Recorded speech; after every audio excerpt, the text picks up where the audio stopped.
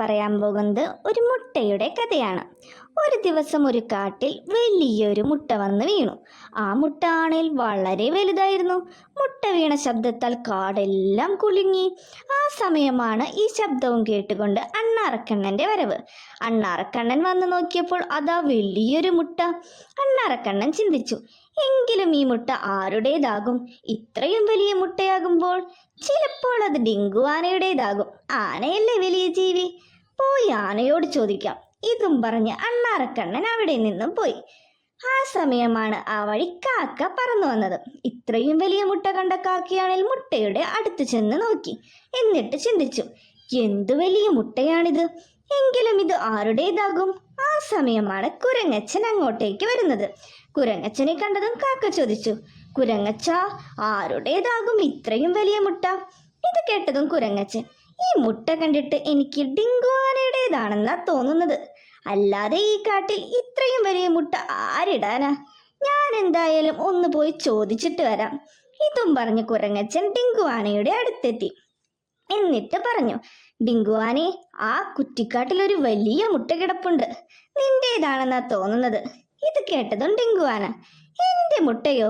നീ എന്താ കുരങ്ങച്ചായി പറയുന്നത്? എനിക്ക് മുട്ടയിടാനൊന്നും കഴിയില്ല. ഞാൻ മുട്ടയിട്ട് കുഞ്ഞുങ്ങളെ ഉണ്ടാക്കുന്ന ജീവിയല്ല.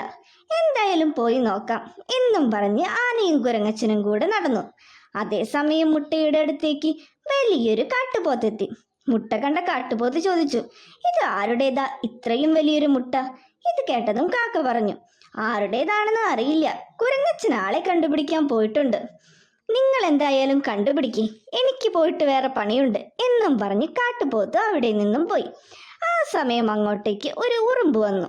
മുട്ട കണ്ടതും ഉറുമ്പ്, ഹേ, ഇത് ആരുടേതാ ഇത്രയും വലിയ മുട്ട? ഡിങ്കുവാനയുടേതായിരിക്കും. അവൻ ഈ മുട്ട ഇവിടെ ഇട്ടിട്ട് മറന്നു പോയതാകും. ഡിങ്കുവാനയെ കണ്ടാൽ ഞാൻ പറയാം ഇവിടെ മുട്ട കിടക്കുന്നുണ്ടെന്ന്.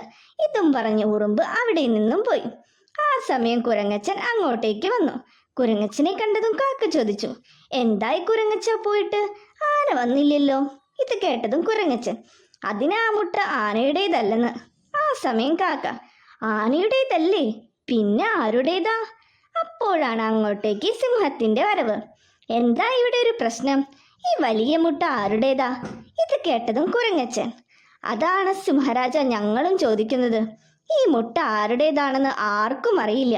ഞങ്ങൾക്ക് ആകെ ഒരു സംശയമുണ്ടായിരുന്നത് ഡിങ്കുവാനയായിരുന്നു. എന്നാൽ ഡിങ്കുവാനയുടേതുമല്ല. ആ സമയം ആകാശത്ത് ഭയങ്കരമായി ഇടിവെട്ടാൻ തുടങ്ങി. ഇടിമുഴങ്ങുന്ന ശബ്ദം കേട്ട് എല്ലാവരും പേടിച്ചു ആഘോഷത്തേക്ക് നോക്കി. എന്നാൽ ഇടിവെട്ടിയതും മുട്ടയാണേൽ പതുക്കെ പൊട്ടാനും തുടങ്ങി. ഇത് കണ്ടതും എല്ലാവരും പേടിച്ചു.